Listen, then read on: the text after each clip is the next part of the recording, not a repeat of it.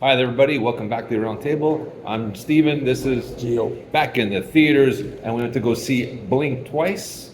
You want to say the name and stuff, or No, you're crazy. I have you here. All right. So we're gonna I don't want to torture the audience. directorial debut of Zoe Kravitz, actress, daughter of Lenny Kravitz, obviously. The movie starts Naomi Aki, ChanningTatum, Christian Slater, Adria Arjun, Jonah. and Gina Davis, of all people. Well, she had her part in there. You want to go first? You go. All right. So this is basically a thriller, murder, mystery, psychological, kind of like a Hitchcock kind of type movie in a way. Yeah. It's loosely based around that. I usually don't see these kind of movies. They're not my cup of tea.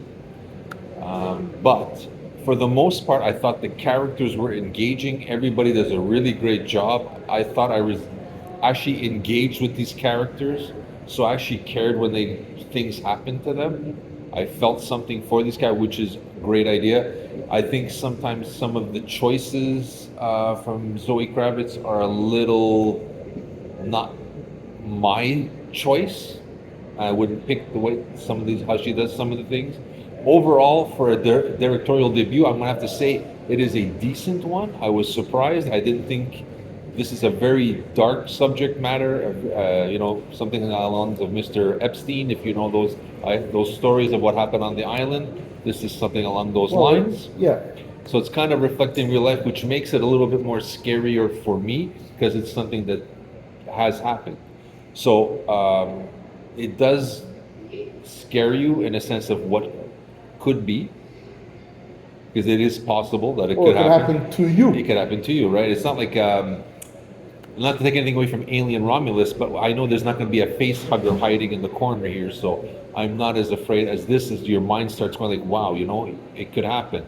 So for the most part, I'm going to say she did a really good job. I think some of the choices. You don't like horror movies. But you know what? I was engaged with the characters. Bottom line, if you get the characters, the movie will grip you. If you have characters you don't care about, you won't care about anything that happens to them. And I thought in here you were rooting for the people to make it. Those that got what was coming to them, you were kind of happy for it. Yeah.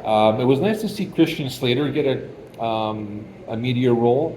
Nice to see Gina Davis back on the screen. Who else was there? What's the kid from? Not Home Alone. I see dead people. Yeah. Anyways, the boy's face there. He's still there. He's back. It's nice to see these actors that we haven't seen in a while, been given something of I guess appearance. I guess not. I guess but they're giving something of worthy material of them. So it's nice to see Christian Slater not stay 2 minutes in the movie and get knocked off. So he has the chops. Everybody here is doing well, and I was surprised how much I was involved in this movie, even though it's not my genre. Not a genre at all. That's a force of horror movies.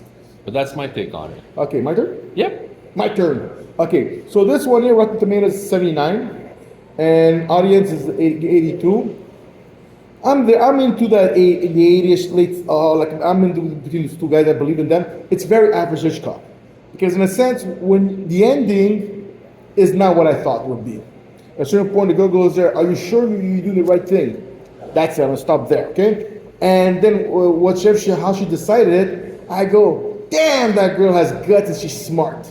Like now it's my turn, no? So this is Web Epstein. There's a bodyguard who reminds me of him. Yes. Okay. And I thought of that. And this thing with day rape, drugs, and all this kind of thing. This movie genre is almost like Get Out or Infinity Pool. And one thing I wasn't happy about it. They should have put a black male friend who looked like Puff Diddy. And people who listen to it. When you go watch it, you go, yes, he should have been on that island. Okay, Puff Diddy or Sean John Combs, whatever. Puff Daddy. Puff Daddy, there you go. He has so much names. Me, I go like, It's that genre of average Hitchcock, if you know anything about average Hitchcock.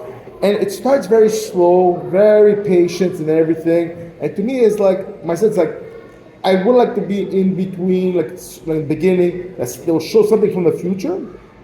And you go, how did that happen? and then he goes to the island or whatever. But then again, maybe it would have ruined everything because the way she did it, you get to know the characters. And that's what Steven says. All these people, a lot of the, like the female actresses are B-listers. And they made an amazing role because you see them going through good and bad. You see things happening, what's happening. And this movie is basically based on the snake. Think of the snake, okay? And for me, I liked it. I enjoyed it. Of course, it's cheapo night. That's why. There you go. To me, it's nothing more than a cheapo night. Yeah. Cheapo night, and if you're into these kind of average kind of movies or like Get Out, Infinity Pool, that starts slowly, but then once it starts, it picks up. And these are kind of horror movies that I'm not crazy about, in the sense that I do love it, but not crazy about it because it's too close to reality.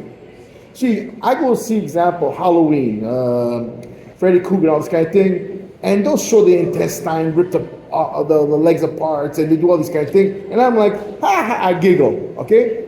Movies like this, or The Saw, or like Infinity Pool and Get Out, because well, Get Out, it's kind of hypnotist and everything. Or Nope. No, Nope is completely UFO, right? Yeah. But anyways, these are too close to reality. Or serial killers. Yeah. And there was one movie, I don't know if it was called I won't mention it, but anyways, I remember the title. It gives me the creep at certain points, or like Cannibal. What that was called? Hannibal. Sons of the Lambs. Yeah. These are realistic. They're based on reality. So sometimes when I go see this movie, I would look in the behind me. Go, is there a psycho behind me that who has intentions of doing something like that? I was behind him one time. Yeah. One time. And I don't know where he gets these nightmares. This guy, these daydreams, whatever. So, anyways, these are kind of movies that bring it home. Yeah. And you don't start looking at people like, okay, or somebody gives you an invite, hey, I'm going to chalet up north, I'm doing this, do you want to come along? You're like, okay, do I know these people good enough or something? Or bring 2 telephones. A real one, a fake one, you give them the fake one. And you understand, you go see the movie. Mm. And so, yeah, and that's why these movies creeps me up a little bit too much because it's too close to reality. So that's it. So I find it, I said, cheapo night. Cheapo night, I'm in, yeah. Yeah, and no more than that. So that's it. Well, that's our review. Pass this along if you think everybody's going to see this movie. Maybe this will help them make a better decision, a more informed decision. Also, if you can hit the like button and subscribe to the channel, we'd greatly appreciate it. This is Gio. This is Steven recommending Blink Twice on a cheapo night. Yeah, nothing more. See you soon, guys. Bye, guys.